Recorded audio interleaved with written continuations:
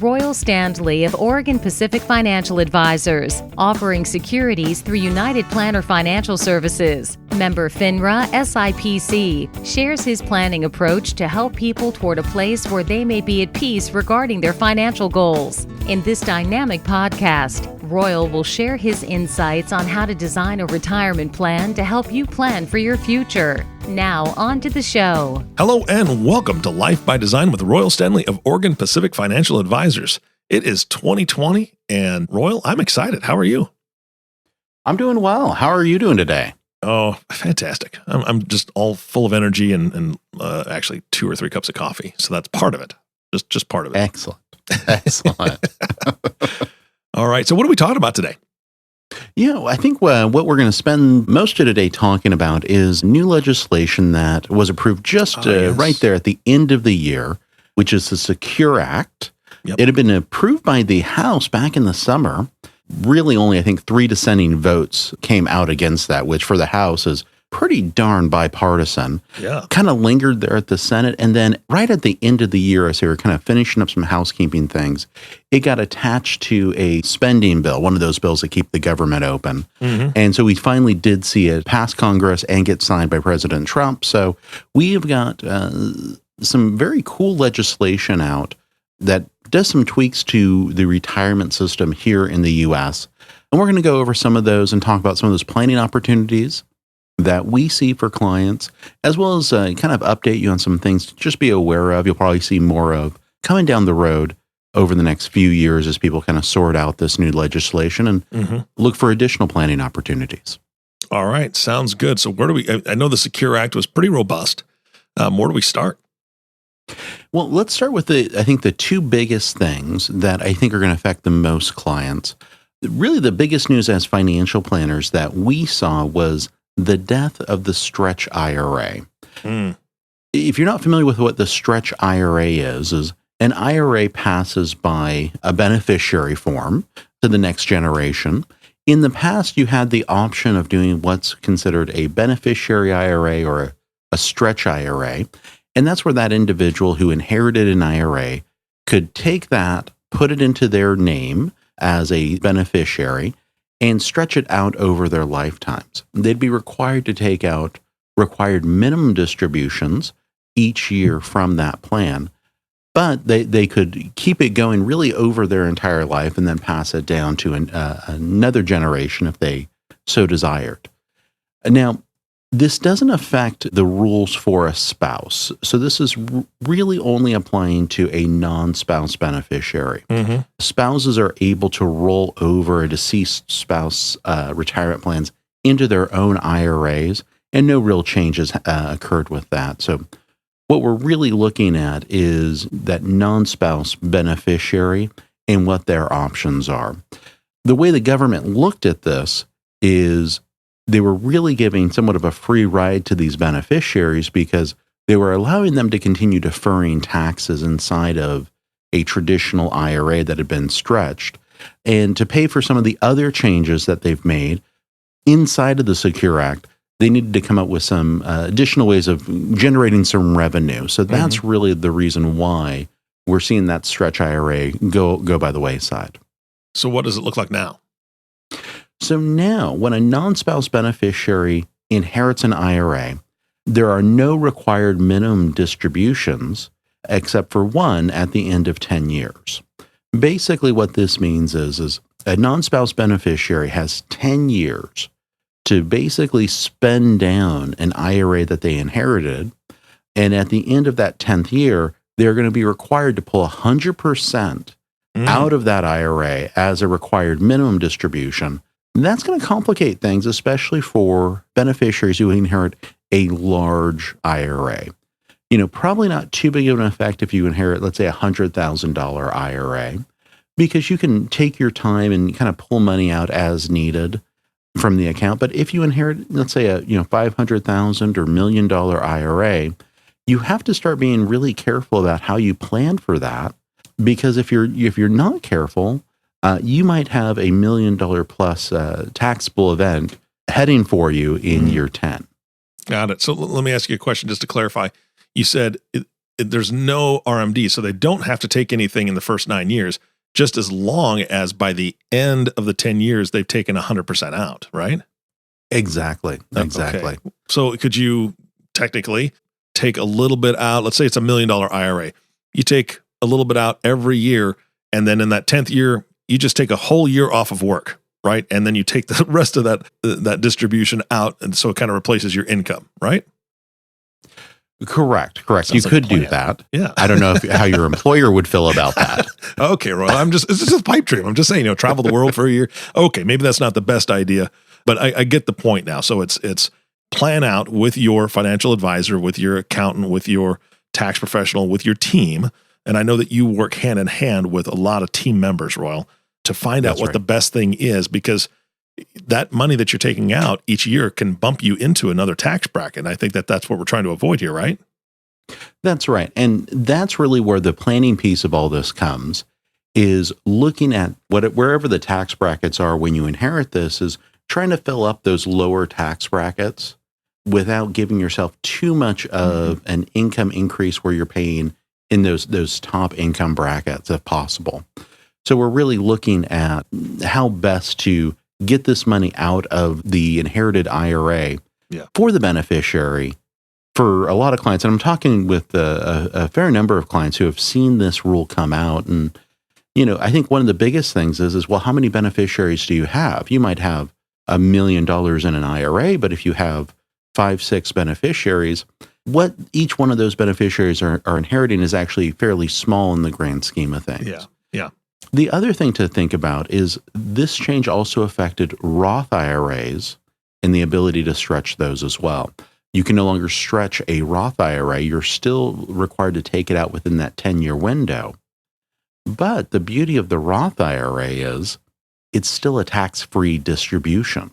Mm-hmm. So if you wanted to, if you inherited a Roth IRA, really there's no reason to take out anything until year 10, unless you needed the money from that Roth, because at year 10 you can pull out all of the gains that have accrued since you inherited the IRA tax-free.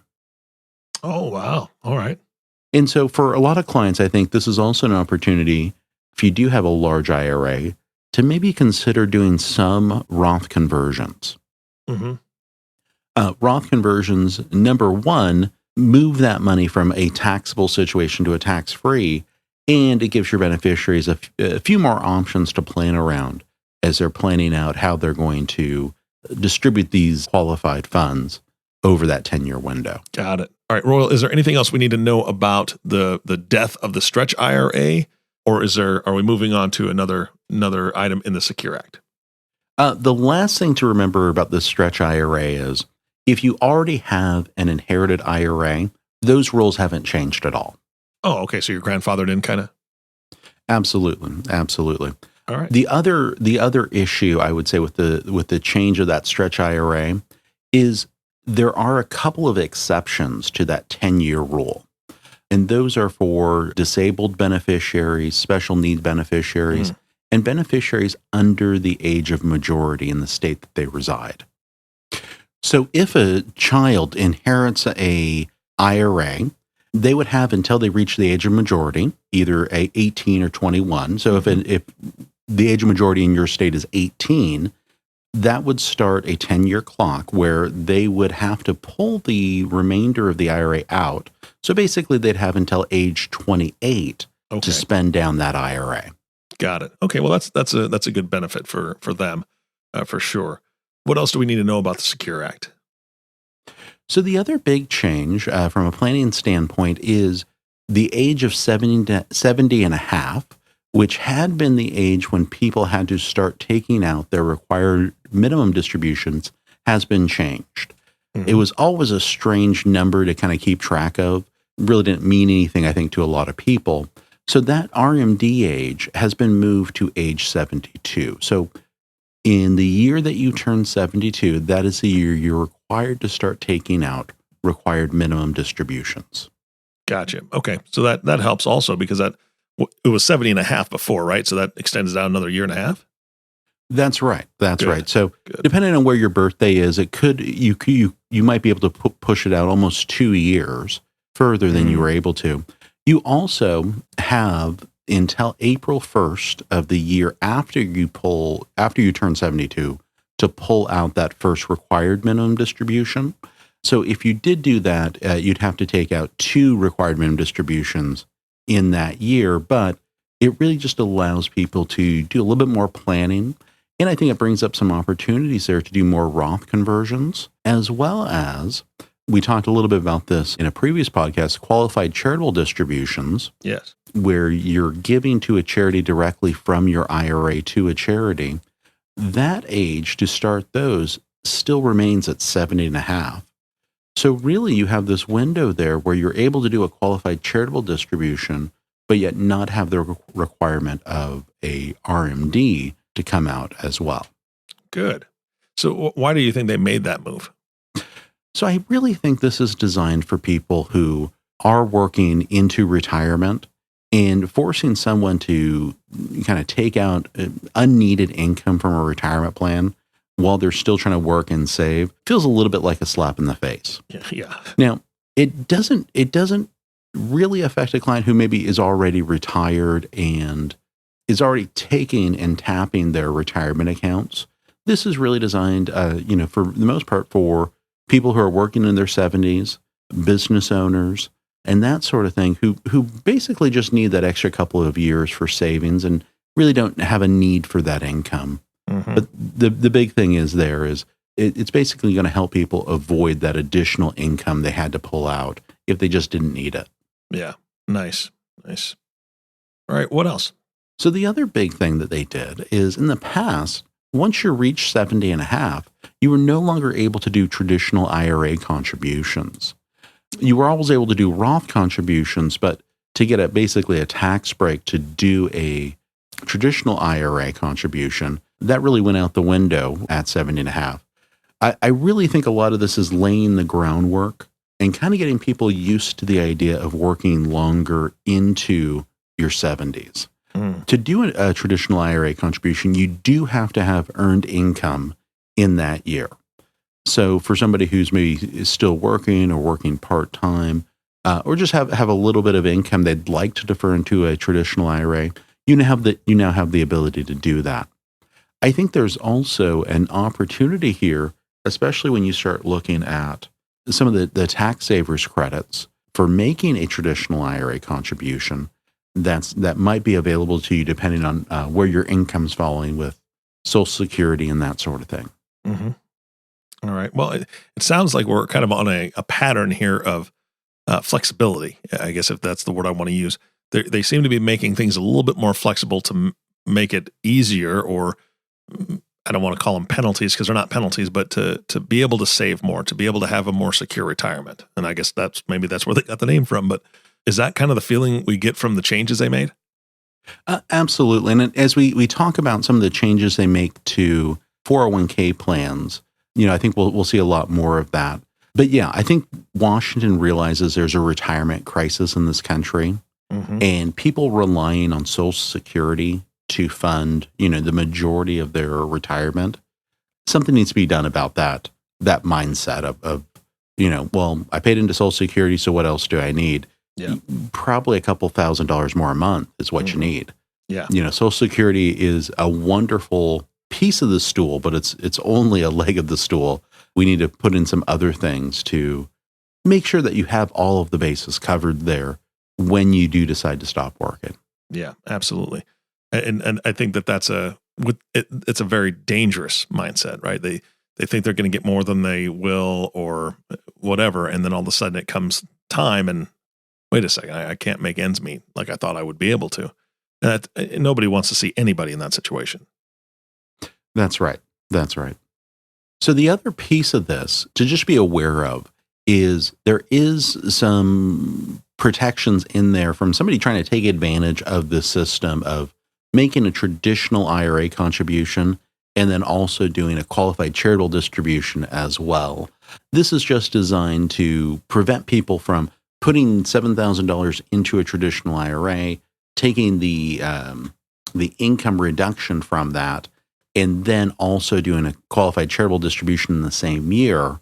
If you do that, that will be disallowed. Basically, that $7,000 you would have put into the traditional IRA will count as income when you pull it out for the qualified charitable distribution, but you do get to write it off as a charitable distribution. So just something to be aware of. They have kind of thought through this change to make sure people aren't taking advantage of that. Good. Well, I mean, I think that most Americans are wanting to, make sure that loopholes are closed, and especially for individuals that are of high wealth, everybody's paying their fair share. And so it's nice to hear that they are thinking of these types of things as well, even though it'd be nice to be able to, have a few more advantages, but they've made a bunch of good changes already. That's right. And let's just jump into and just kind of touch on some of the 401k changes here. Yeah. We won't go too far into the specifics because, I don't think a lot of my listeners really like to dive into the minutia of 401k administration. But some of the changes I think are going to be really positive. I think it's going to take a little bit longer to see those kind of get rolled out. But one of the biggest changes is really a move inside of 401ks to offer more annuity and lifetime income options for 401k plans. And what this would look like is basically you're able to save in your 401k and accumulate a nest egg there. I think what the government wants to encourage is taking a portion of that and turning it into a lifetime income, somewhat like a pension might have acted in the past, with the kind of decline and almost disappearance of pensions for a lot of employers. They're looking for a way of replacing that. And I think that's an excellent thing to make a focus in the coming years, because those lifetime income options are truly very important for giving people that level of security, where it's not necessarily money that's in the market and you have to make the best decisions possible there. This lifetime income or annuity option, I think, will just give people more security there over time. But I think that's going to take a few years to roll out as 401k plans adopt that. They've also made it much easier and put in some additional incentives for companies to set up retirement plans, as well as to kind of band together and create what are called multiple employer plans under some sort of, either the same industry or some other type of affinity group, where we can maybe drive down the costs inside of a 401k to really help benefit the individual participants in them. So a lot of good changes there in the 401k side of the plans. A couple of the other small changes that were somewhat interesting I want to touch on is with the Tax Act that we had 2 years ago, there was a change to the kiddie tax rules, which is basically for unearned income under a minor child's Social Security number. It had been that for a child earning that unearned income, it had been under their parents' income tax bracket. The Tax Act changed that to the trust income tax bracket, which is much more punitive. With the trust tax bracket, you're hitting the highest tax bracket very, very quickly. With the change to the Secure Act, they actually moved that back to the parents' income tax bracket. So an interesting kind of 2-year change there, where we had something in there and then they changed it right back right away. Gotcha. Finally, the last thing I think is just a wonderful positive here and that's to the 529 college savings plans. Number one, they've really kind of expanded that to include more apprenticeship type programs. This is a way for people to take a route to, getting educated to do a job or have a career that's not the traditional college type setting. I think this is wonderful. It does have to be a registered apprenticeship program, but now you can use those funds in a 529 plan to pay for those costs of books, education costs. So I think that's just wonderful. The other big thing that they did do is they are now going to allow you to use 529 funds that you've accumulated, and you can now use those to pay down student loan principal and interest. Nice. Now, it is capped at $10,000 per person, but this is a great way of maybe using some of those leftover 529 funds to take care of and pay down those student loans that are just so pervasive at this time. Yeah, and I think those two things go hand in hand. There's so many people that are looking at college and saying, this is not where I want to spend my money, or I don't want to go into this much debt. And so they're using apprenticeship programs, or they're getting into trade schools. And I guess I should ask that question: is a trade school part of that? Trade schools were always part of this. I think apprenticeships are a little bit more, maybe smaller or informal. Trade schools have always been, for the most part of the 529 program. The big thing was that they did have to be accredited. Mm-hmm. But they're also part of that now, where they can use part of those funds to pay down any student loans that they had for the trade school. So that's good. It benefits them as well. Good. That's fantastic. And finally, the other change that was made, and this is an interesting one, was they expanded the number of ways you can pull money out of a retirement plan before the age of 59 and a half. If you have a child that is born or adopted, you're now able to pull up to $5,000 out of a retirement plan after one of those events. So this is just an extra way of avoiding that 10% penalty should you have some additional costs with a child being born or adopted. Oh, that's nice. And that's very helpful to every family out there. That's great. Yeah. I like this podcast, Royal. This is good news. Yeah. So overall, I think there's a lot of good benefits here. I think the only thing that was taken away was that stretch IRA option, but that's just going to really just require some different type planning. I don't think it's necessarily the worst thing in the world to have to kind of deal with those funds over a 10-year period versus a 20, 30-year period by stretching it out over your lifetime. So overall, I think a lot of good positives here. And I'm just happy to see Congress, working on something bipartisan and that benefits the country. Yeah, I think everybody's ready for that, right? Especially this year. Yes, indeed. Yeah. And we're not going to talk about November of this year. We're gonna wrap up the podcast there. But before we do, Royal, what are we going to be talking about on our next podcast? Can you give me a sneak peek? So we're going to have a couple guests here in the next couple of podcasts, and I'm going to have one of the experts I rely on here in the office come in and talk a little bit about life insurance as we approach the new year. All right. Sounds good, Royal. Thank you so much for your time today. My pleasure. Great to chat with you. You bet. And thank you all for listening to the Life by Design podcast with Royal Standley. If you have not subscribed to the podcast yet, please click the subscribe now button below. This way, when Royal comes out with a new podcast, it'll show up directly on your listening device, which makes it much easier to share these podcasts with your friends and family. Again, thanks for listening today. For everyone at Oregon Pacific Financial Advisors, this is Eric Johnson reminding you to live your best day every day. And we'll see you next time.